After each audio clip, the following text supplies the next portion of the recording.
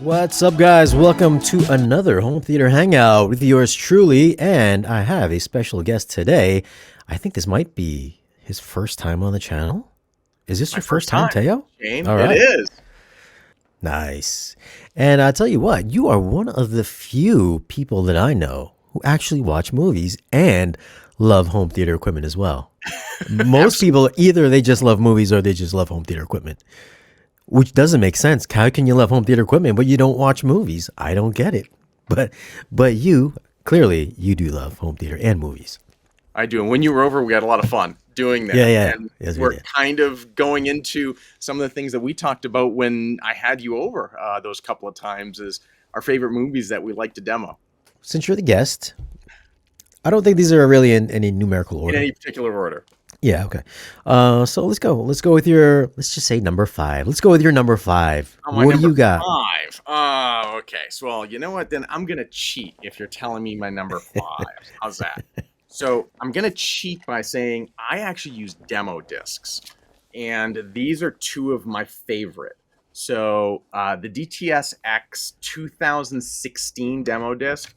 Now, I got these as part of press kits and this and that.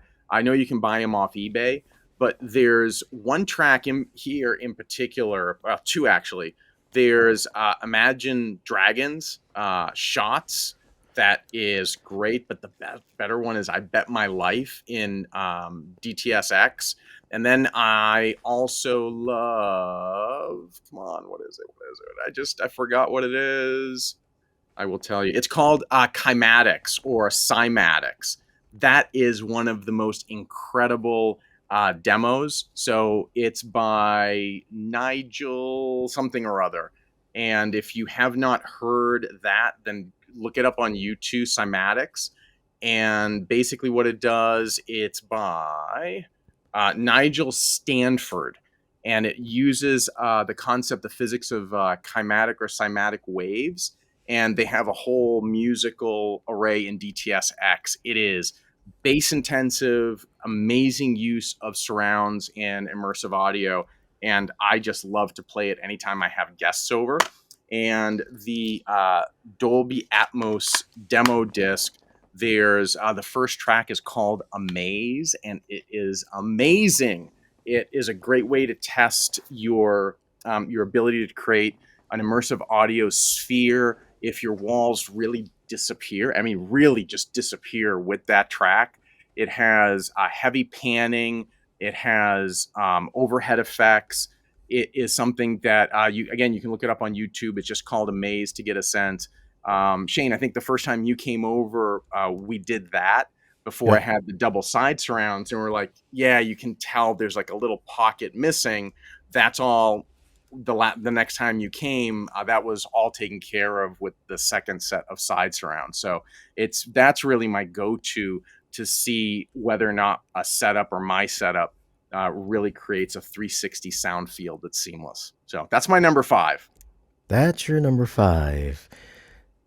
And so you said that these folks they can pick this up those discs on typically eBay. Yeah, eBay. And they're worth it. But these are the two are my favorite. I mean, I have IMAX enhanced demo discs and some of the others.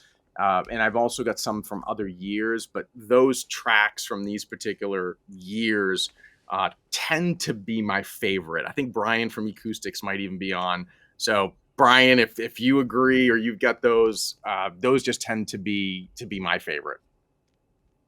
So that's your number 5. That's my So number 5. I think you're getting hammered a little bit because it's not a movie. Okay, then you know what? There you go. That's my number 5 is Blade Runner. How's that? What? So there you go. Blade Runner 2045. This just kicks butt. So pretty much anything by Warner Brothers that they have put out is an amazing. Just the audio mixes that they do is great. I think this is probably one of the best Dolby Atmos mixes over the past decade that's come out. If you really want to test out what your system can perform, this is it. And by the way, those clips are also on the demo disc too. So there you go. Great. How would you I redeemed myself there. Okay. how do you think that stacks up to the original Blade Runner? I like it. I was not. Oh boy. I don't know. There's something about the original Blade Runner that I found to be slow. So it's Yeah. not a movie that I watch over and over again. And if you're giving me a choice, I would much rather watch the newer one. Yeah. My preference. Yeah, I get it. I get it. I think the original one wasn't even like a favorite when it first came out. Yeah. I think it just got a cult following after a few decades. I agree. It's aged okay. Yeah. But again, it's not something that I tend to. And I love sci-fi and I love fantasy movies and that whole genre too. I think Blade Runner 2049 kind of got the same welcome that the original Blade Runner did, because nobody went to go see 2049 either. But for home theater aficionados, we all own it, and we all think it's like one of the greatest things ever. Yeah. The one thing, so again, I think as we talk about movies, there's the quality of the movie, but then what is it about the mix that matters? For me, and I think that's why I sort of popped it out with the demo discs. If you have your speaker set up right and you've got a really transparent system, you get an incredible sense of space. That's what that movie does incredibly well. And of course, the directionality of some of the objects. But wow, like if you want to give somebody chills and get the hair on their arms to stand on end as to what immersive audio can do, that's a go-to. Yeah. I agree. I knew you'd pop that on your list. That's why I took it off of mine. But here's a movie that I pop in often. I know a lot of people probably don't like it, but I still think the visuals are great, and I think the Atmos is great.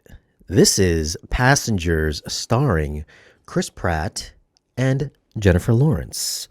This came out in what year? I'm not sure, but I mean the visuals are great.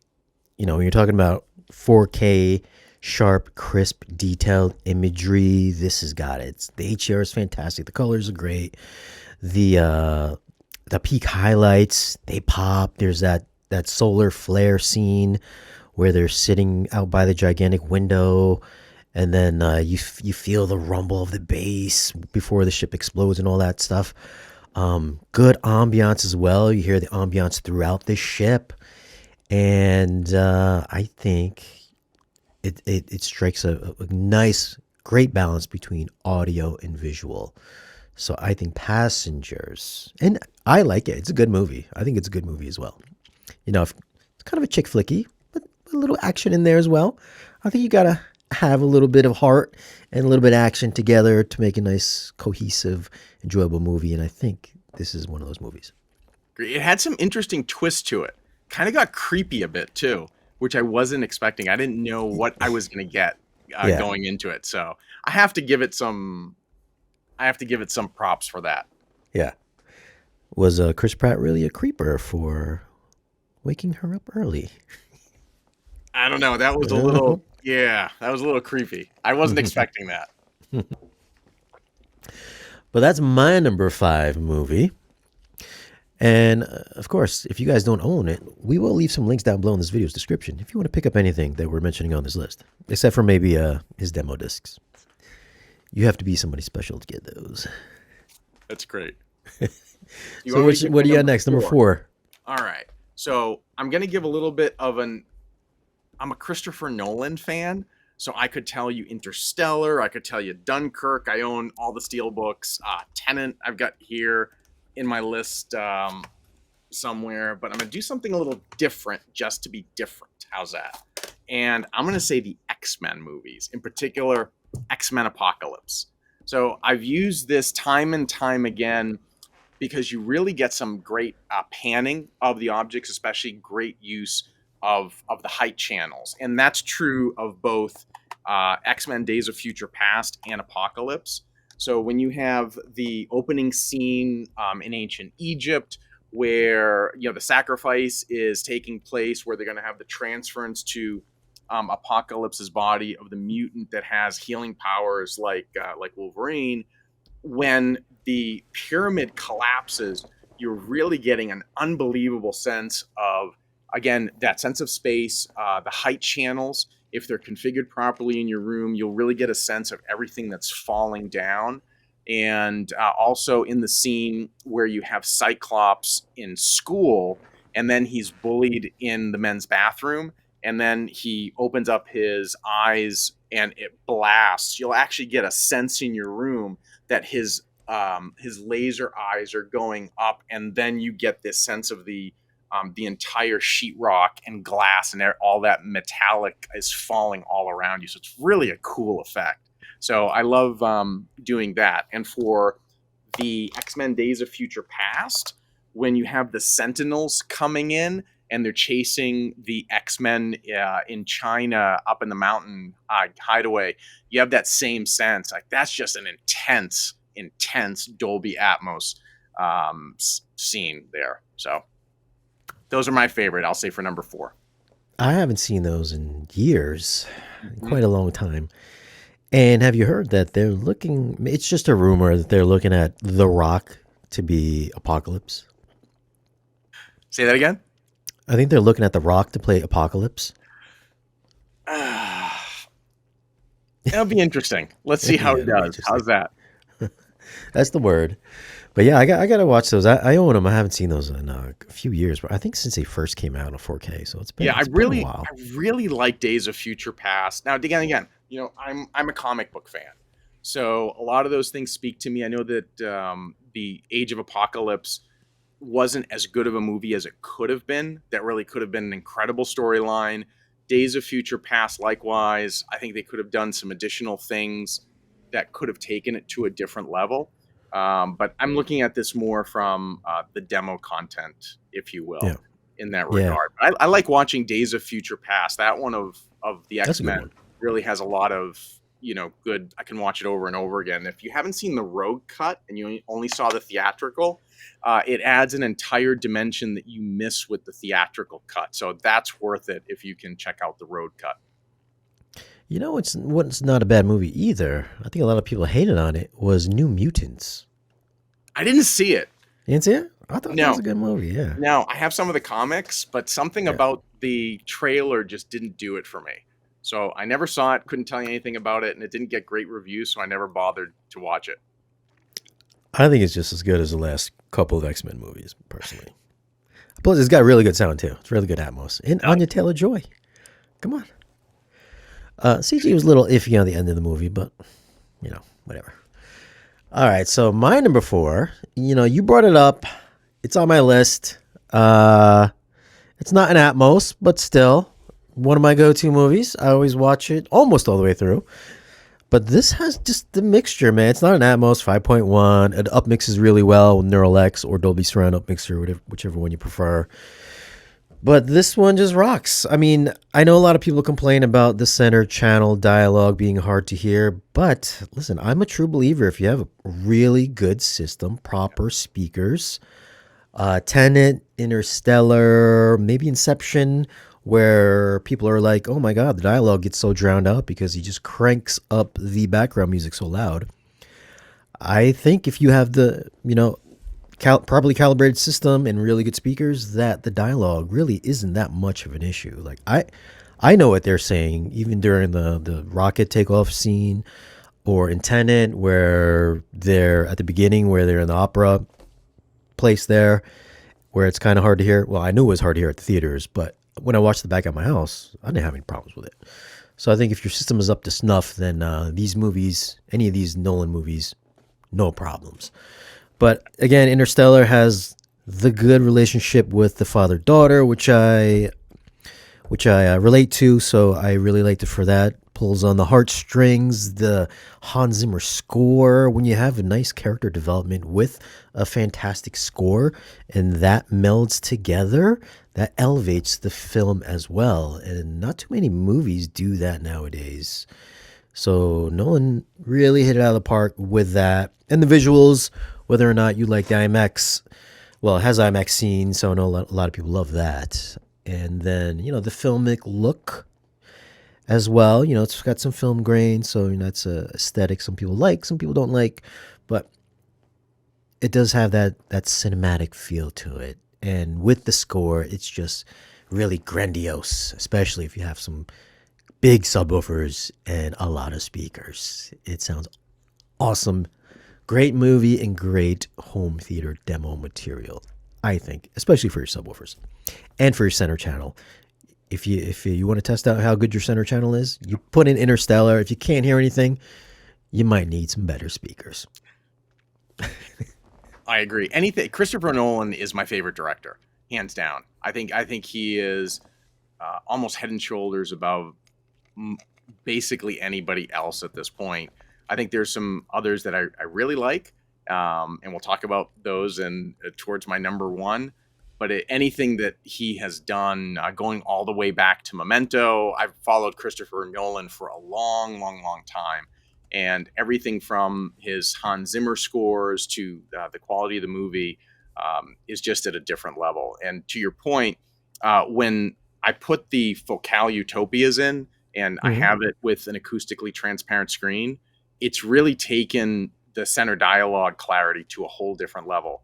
I think you would agree. It's something, if you can do it, to have all three speakers be timbre matched right across the front plane.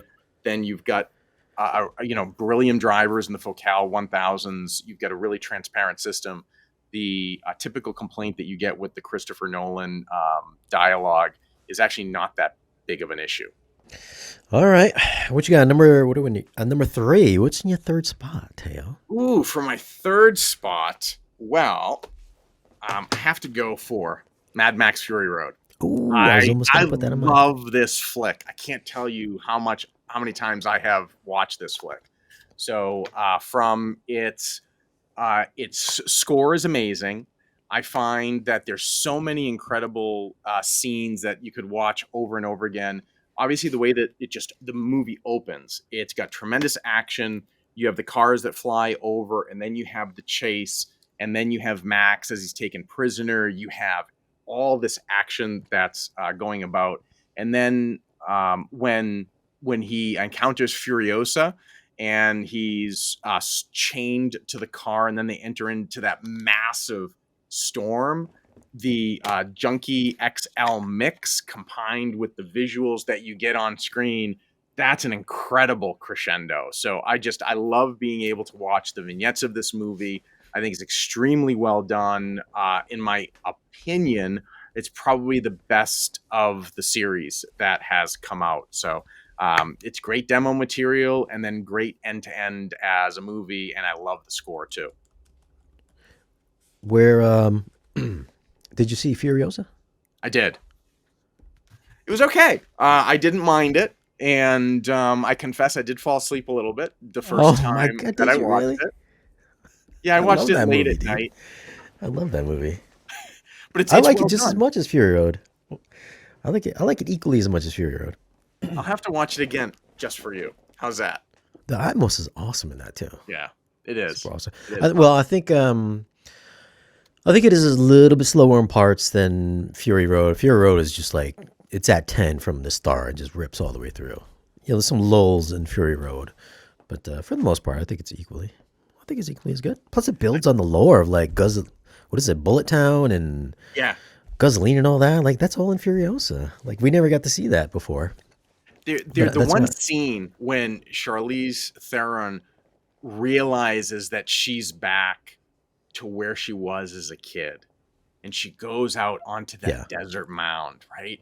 And she falls to her knees and she just cries out. And the score really supports that. I mean, it'll send chills down my arms. You need a system that can convey that with the dynamics, that can, grab the strings that come into that and play that with such emotional impact. That is just a fantastic, fantastic scene. Yeah, it's a good one. Visually good too. Yeah, agreed. Great HDR. All right, so I'm gonna match that one. My number 3, kind of in the same vein. I don't know if they came out the same year or not, but I feel like it's in the same time frame. This is Pacific Rim 4K. I mean, my go-to is Pacific Rim 3D with Dolby Atmos, but Since it's not available for purchase, you must have this one in your collection. It's a good story. It's from Guillermo del Toro. Um, the HDR, I would say, equally as good as Mad Max Fury Road. It's bright, it's vibrant, it's colorful. It's what everybody that has a 4K display wants. They want bright, bold colors. This gives it to you. Eye-blinding HDR highlights, peak highlights, specular highlights, sparkling, bright, beautiful, crispy, super sharp, ultra detailed. Maybe it's too detailed sometimes. I don't know, but that's what people love. And then the Atmos is just thunderous, just rocking. Subwoofers just blazing away. Surround effects, true surround mix. I mean, this just sounds awesome. And of course, it's got to be a good movie. And I think it's a very good, very fun movie. I Even better, love even I better in love 3D, I think. Pacific Rim. I'm a huge fan of Godzilla, and growing up, I would always watch. I don't know if those of you who are listening, anybody grew up in the Massachusetts or New England area. We had Channel 56, and every single Saturday we had Creature Double Feature. So I grew up with the whole kaiju genre, and to be able to see what happened with Pacific Rim to basically resurrect this, translate it for an American audience, and bring this back. It was really to me a seminal film.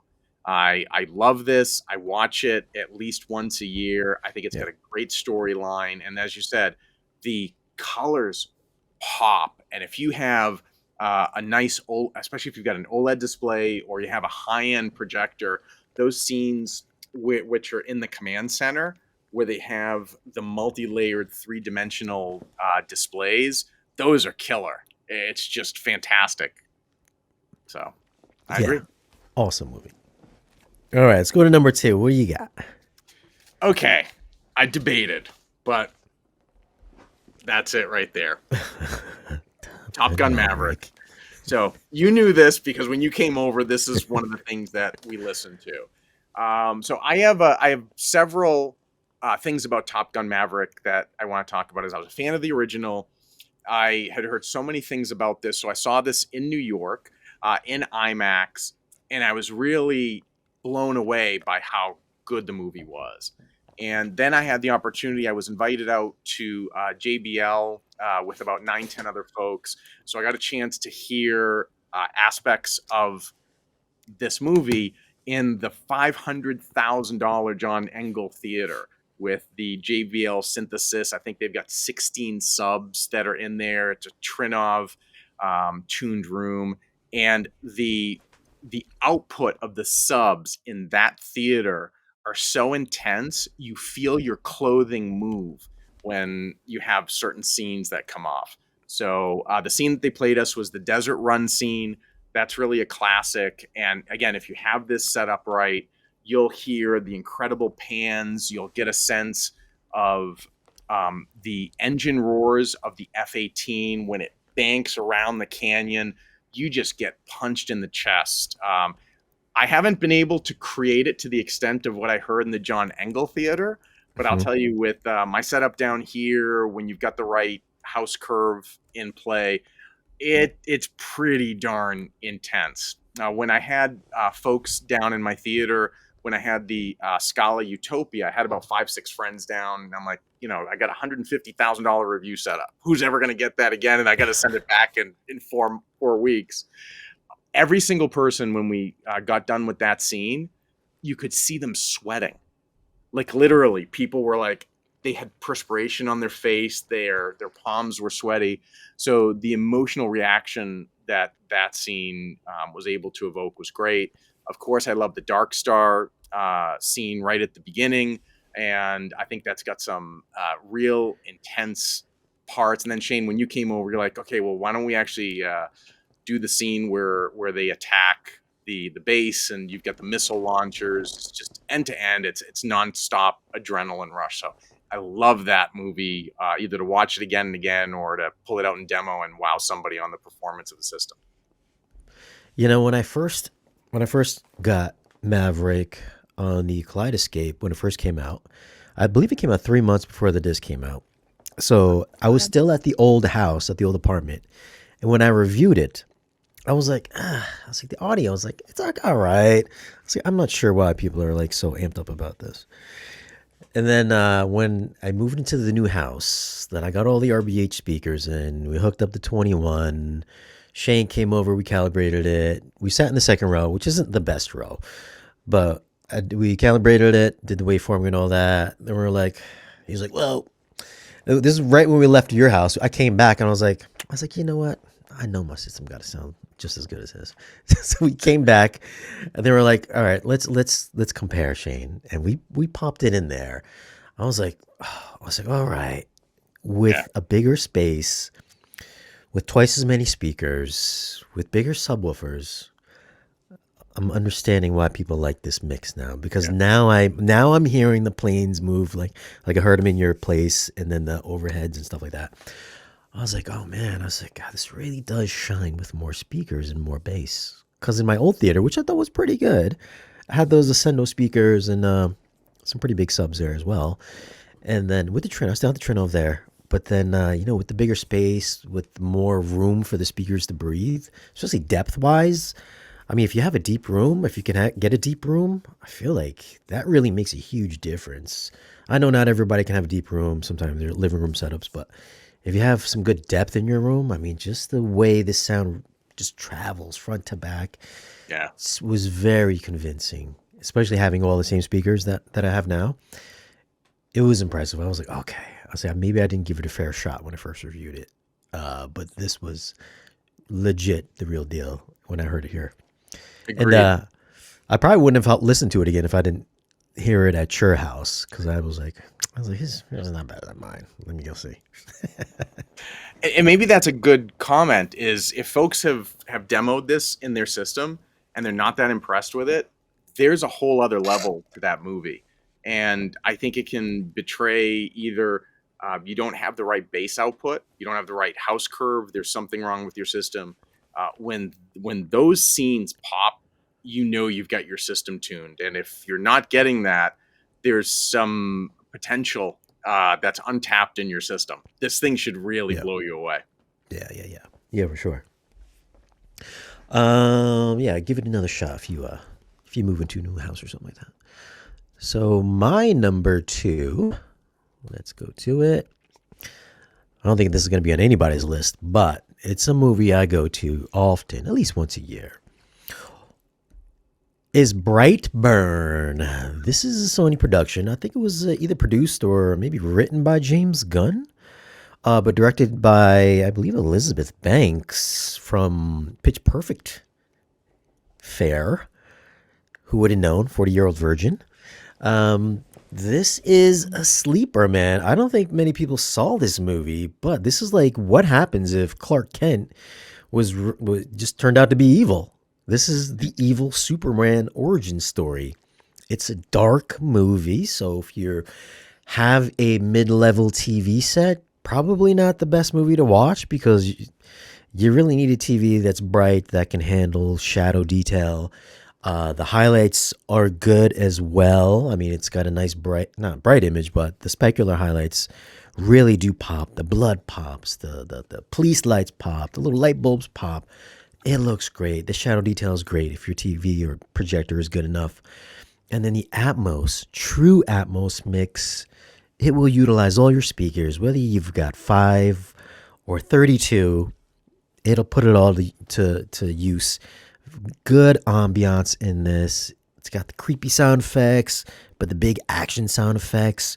Really smooth panning when dude is flying front to back and swooping in and out of the house, trying to murder his mom and all that stuff, and then killing the cops. Great creepy Atmos mix to go along with great creepy dark black visuals. If you haven't seen Brightburn, you must. If you get a little bit queasy from horror movies, and maybe not the best movie to watch, but I think this is a solid movie, man. If you like superhero origin stories, I would put this in the same category as like, what's that M. Night movie? Unbreakable. Yes. I put that in the same category. Not quite the superhero movie, but you can tell they wanted to could be a superhero movie. Very cool. That is. I wasn't pegging that you would pick that one. And maybe if somebody maybe doesn't want to go into the horror genre, have you ever seen any of the Injustice Gods Among Us series from DC? The game?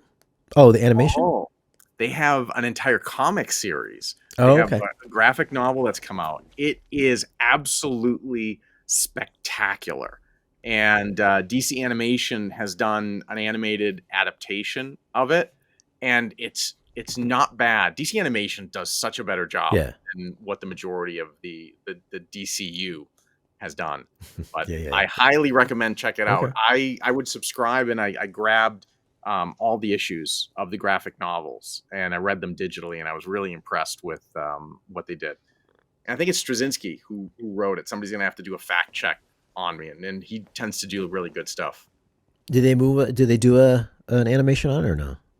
Yeah, Or just so movie? you Oh, can did they? actually buy the animated version, and I won't give too much of it away, but it asks this existential question where the theme is, like you said, well, what happens if Superman goes to the logical conclusion of his power, and they try to eliminate all evil, and they try to eliminate all injustice?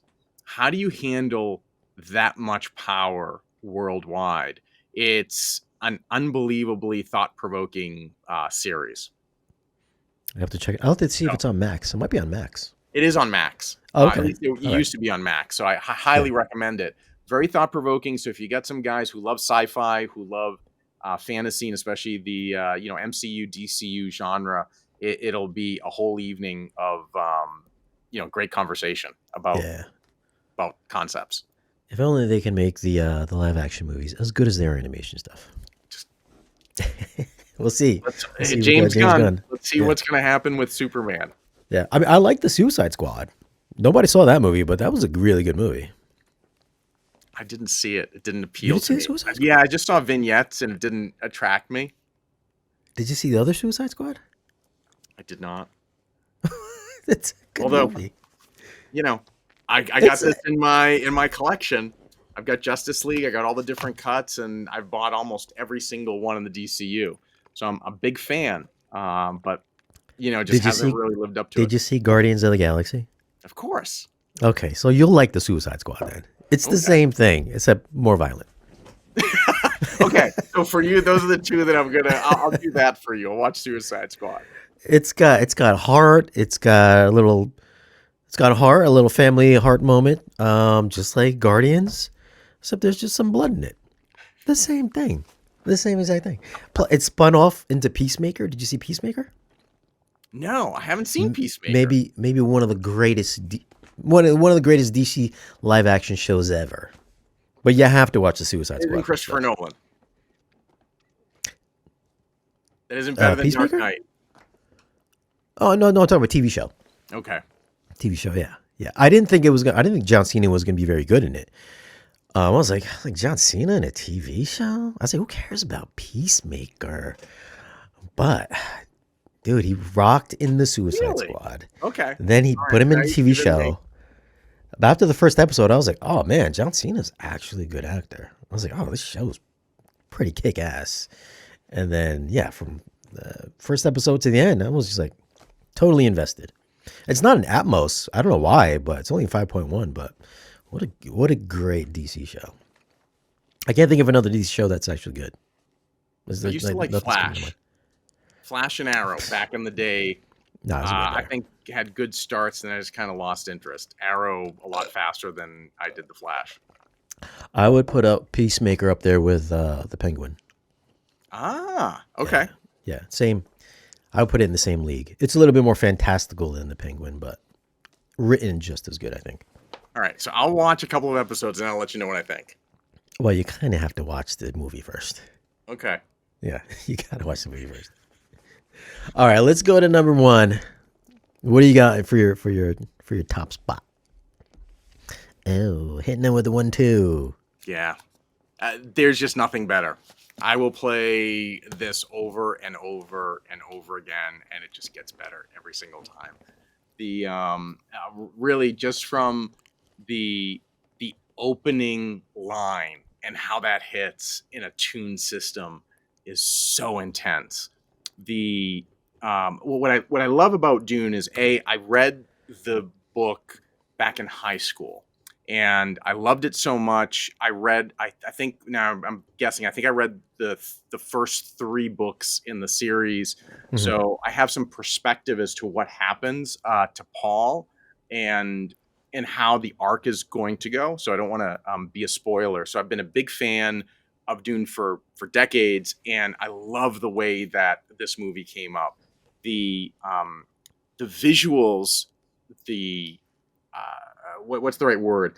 The Lawrence of Arabia style grandeur of how this whole movie was put together is just spectacular. And you can see so many attempts to try to put Dune to the big screen to really convey what was in Herbert's mind really only came together in these editions. And I think the acting is excellent, but my favorite is sort of that, now if we're going to talk about scenes and audio, it's when you have that scene where they go down to Arrakis, the Atreides family, and you have Paul and his father, and they're with the Fremen representative, I forget her name, and they go to look at the spice harvester, and then the worm starts to come. They can't get the aerial rescue going, but man, the way that the ornithopters hover over the desert, the intense percussive instruments from the Hans Zimmer score that are coming together, and then when the ornithopters swoop in, and I think you remember when you were at my house, it basically gives you like a simulator ride. So the visuals are intense, but the audio of that scene, if you have a really transparent system, you should be getting unbelievable chest slam, and you should be able to hear everything from the fine details of the sand, footprints, wind, all of that Mhm. unobstructed by just the incredible mid bass and deep bass that comes through in that scene just over and over again. Um, it's one of the greatest demo scenes for me. Yeah, like I think it's the first movie where they're crashing the ornithopter and all the sand is like ting ting ting hitting off inside the Yeah. cockpit. I was like, oh, that's pretty cool. Yeah, a few Yeah, pretty chapters cool. down when they're doing the escape. And again, it's almost Yeah, like a Mad Max style where they're going into the storm yeah. and you have all the instruments and it's going all around you. So again, if you have a properly configured Atmos system, you should really hear everything swirling around you, and you shouldn't have any smearing of the audio objects. Everything should be really crisp. You should have this incredible sense of space. This is just unbelievable, and what they've done with the second part as well, to me, is really intense as well. So I love both. I love both. Okay, well, mine goes back to what we were talking about a little bit earlier. I think it might have been on one of my lists before, but in my top spot, the one that I think is very underrated, maybe one of the greatest movies ever made for its genre. People just absolutely hated on it because there was no comedy in it, or maybe they changed the origin a little bit. But Zack Snyder's Man of Steel. Come on. Great. So underrated. Listen, the first time I saw it, I was a little bit bothered by how they knocked off Pa Kent. They didn't give him the heart attack scene. They swept him away like Dorothy in a tornado. That bothered me a little bit, but you know what? Upon subsequent viewings, they changed it a little bit, and that's fine. But if we're talking about just like visually, not everybody's cup of tea. Zack Snyder has a pretty grainy look in this. I thought it looked great. I didn't mind the film grain in it. The HDR really sings as well, just like everything else on this list, on both our lists. The colors pop. It's vibrant. It's highly saturated. It's got great contrast. Peak highlights are eye popping. The fight scenes are just huge. I mean, he's knocking out entire buildings like Neo did Agent Smith at the end of the third, or maybe it was the second Matrix movie, or maybe it was the Mhm. third. I don't know. But he got crapped on for knocking out entire buildings. But why didn't anybody crap on Neo? I mean, there were artificial people living in those buildings too. So I didn't understand that the hatred for that. But the Atmos, real deal Atmos mix, ton of bass, especially the opening in Krypton, and then the finale. Well, pretty much every fight scene, just a subwoofer workout.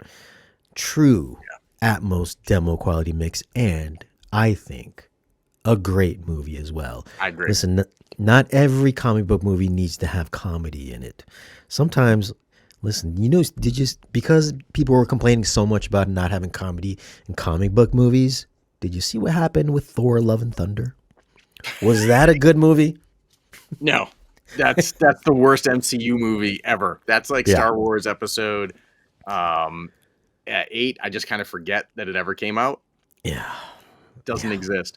I'm so glad you mentioned Superman Man of Steel. I'm a big fan of that as well. And as a movie, I think that it's really underrated. I thought Zack Snyder started to bring out some unbelievable themes at the beginning of that movie. Have you ever thought about the concept of what's it like to try to adapt to all of these different powers? And yeah, what are the limits of those powers? What suffering can power cause to somebody, in those early moments? And I thought that Diane Lane was an incredible cast for his mom. I always loved her as an actress. And then you look at some of those other subtle things like, Joker's killed Robin in yeah. that. And if you don't know that, and then you see Robin's costume, and then all those themes are brought out. So I think Zack Snyder did a brilliant job Yeah. of really setting the stage for the movie itself. And I thought that it could have been a great springboard for some other thematic elements as well. So, yeah, I agree. Yeah. Fortunately, he never got to finish it. Well, the way he wanted. You did? Did you see Zack? You saw the Zack Snyder's Justice League, right? Like you have it, right? Yeah. This is amazing. Yeah. For Okay. whatever 4 hours, but I really, really liked this cut a lot. It was redemptive, well worth what they did with it. So I'm glad that was able to come to a logical and good conclusion. What ended up coming in theatrically was subpar, but Yeah. that was fantastic. Oh, look at that. We got Jordan in the house. What's up, haterade? And I know you got a couple of honorable mentions Honorable over mention. there. What do you So got? I'm going to bookend something for y'all. Is I love multi-channel music. So if you also love to have multi-channel music and put your home theater to a workout, I will point you to this track right here. So this is an Oro 3D. So I got this from Oro, and I have a canonical Oro layout. But this film score, I mean, this musical score is unbelievable in how it's mixed in immersive audio. You can get this now on Apple Music. You can play it on Apple TV 4K or what have you. So they do have a Dolby Atmos mix, but the incredible sense of space, the incredible sense of how they've mixed the instruments throughout. It's nothing campy. Vocals are beautiful, ethereal, and you can tell that this is in a cathedral. So if you want an example of something that can transport you to a concert venue, this is a fantastic thing, Magnificat. And the other one, I was trying to find the case and I can't find it, so I'm really bummed. This is called Lost Voices of Hagia Sophia, or Hagia Sophia for the English, the non-Greek, by Capella Romana. And this has a stereo edition, LPCM. It has a 5.1 DTS HDMA mix. It has a Dolby Atmos mix and an Oro 3D mix. What is super cool about this disc in particular is I think Chris Kyriakakis, who was one of the founding principals or one of the guys behind Odyssey, worked, and what they did is they developed a way to use a balloon that they pop into a space and get the acoustical properties of that space. So what they did is they took the the church that was built by the Emperor Justinian, and it was a functioning church up until the Ottoman conquest, and it was converted to a mosque. And then it was a museum. Now it's been reconverted into a mosque. But this space they modeled, and it's the only acoustic modeling of the space that they've gotten. So there's a 19-second delay, if I remember correctly, acoustically. And then what they did is they recorded an a cappella Byzantine music choir, and it gives you a sense of what an amazing choral experience would have been in that space from the 4th to the 15th century. And it is crazy good. So if you want a different experience, that is one that I would highly, highly recommend. So Capella Romana, Lost Voices of Hagia Sophia. There's some great tracks on, or there's some great video vignettes on YouTube that'll tell you about the technology behind it, how they were able to do some of the mastering, and yeah, it's the real deal. So Shane, And next this time is you come on. over, we'll demo that one.